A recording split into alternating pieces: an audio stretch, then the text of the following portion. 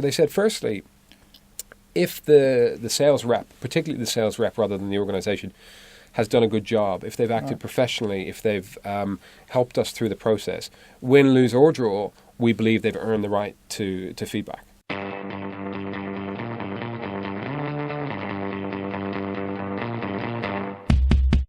I'm here again with Cian McLoughlin.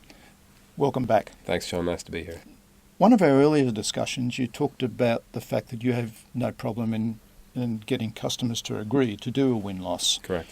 I'd be very interested to understand why and what customers see as the value in participating in that. Look, that's a great question, John.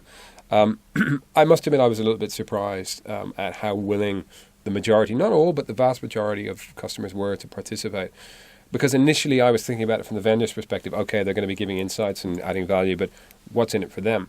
So then, as part of the research for my book, which is coming out later this year, I actually reached out to a whole lot of customers and vendors and procurement people and asked the question: why would you participate in a win or a loss review at the end of the sales process? What's in it for you? And the feedback was really, really interesting. So they said, firstly, if the sales rep, particularly the sales rep rather than the organisation, has done a good job, if they've acted professionally, if they've helped us through the process, win, lose or draw, we believe they've earned the right to feedback. And I thought that was really, really interesting.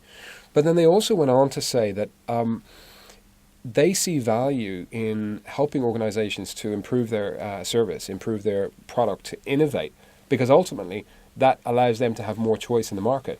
The last thing they want, and this was something I heard time and time again, they don't want to see a monopoly or an oligopoly for whatever the product or service is.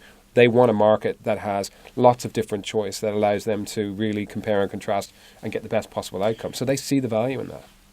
I can see that too, but that's out there a little bit. Are there any immediate value? Are there any case studies where they have given you feedback that they've got value? Well, so there's another thing which again was a little bit of a surprise to me when we started down this road with vendors, where the customers say, we'd love to get a copy of the report. Okay. Yeah, and we actually think that it would be valuable to us to understand what insights you've extracted, but we can then use that internally to talk about the process, where we have areas to improve, how we can get better in the way we engage with vendors. We as a customer. We as a customer, because often they deal with lots of different vendors in different areas. So it's an insight to them in terms of how they've been perceived through the process and how they ran the process. But also, particularly in the case of a win, they can, customers are people too, and customers are looking to build their careers and enhance their careers.